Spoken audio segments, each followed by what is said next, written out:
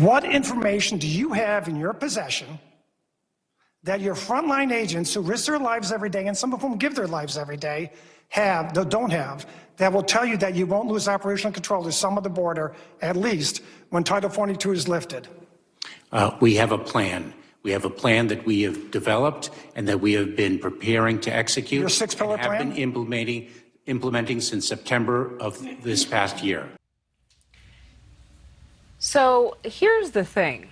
A lot of people have an opinion about what is happening at the U.S.-Mexico border. There are a lot of experts who would say that this is a matter of compassion. There are others who would say that this is a matter of national security. We're going to talk about it. In fact, Department of Health and Human Services, rather, DHS Secretary Alejandro Mayorkas was grilled on Capitol Hill over the surge, the immigrant surge that has been happening over the past several years.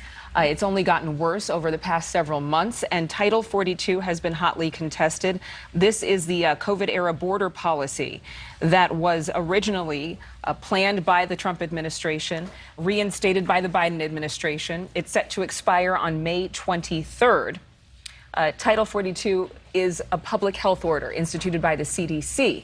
However, it's being used in place of a lack of an immigration policy, according to Republicans and some Democrats. Let's talk about this more with Julia Manchester from The Hill to give us a little more insights. Mayorkas' testimony that the border is being well managed, while members of Congress and cities' mayors, including Democrats like the mayor of San Antonio, saying recently that people are coming across and there's an unsustainable increase of migrants, that the city may be limited in serving so many who arrive with no plan and no money. What is the talk on the Hill about all of this?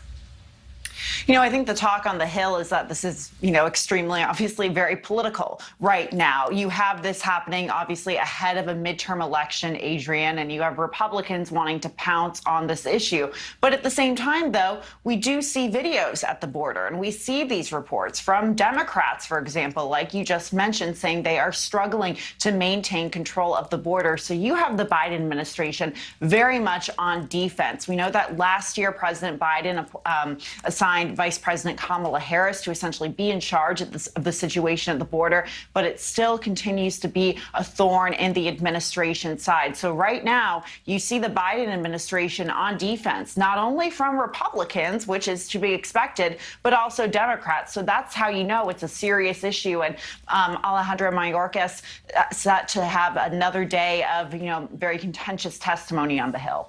There's been bipartisan concern over just the sheer number of people coming across without adequate resources to support them. The judge putting a pause on expiring Title 42, is that more about national security?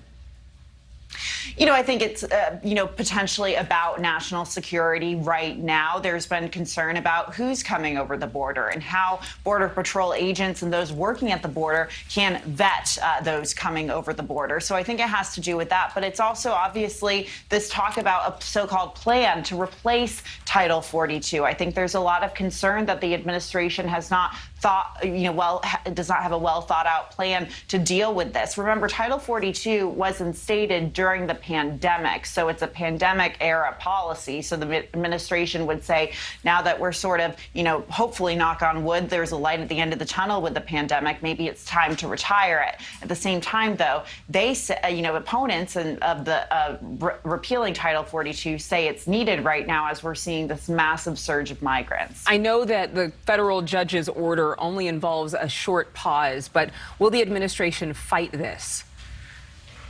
I think the administration will obviously think long and hard about this. It doesn't seem like they are, going to budge on their position. I think they are, set and, wanting to repeal this at some point. But at the same time, look, I think they are going to be hearing a lot of complaints and under a lot of pressure from those moderate Democrats. A lot of those moderate Democrats who have talking about this before, Adrienne, for example, Maggie Hassan, New Hampshire, Mark Kelly in Arizona, senators and representatives who are facing tough re-election bids, they're going to be pressuring the administration on this. It'll be interesting to see what their constituents think. Because historically speaking, they're basically breaking away from the party and joining Republicans on an issue that is getting even more and more attention as the surge heightens. Thank you so much, Julia, for being with us. Thank you. Thank you so much for watching. Make sure to click on the red subscribe button below so you can get more of NewsNation's fact-driven, unbiased coverage.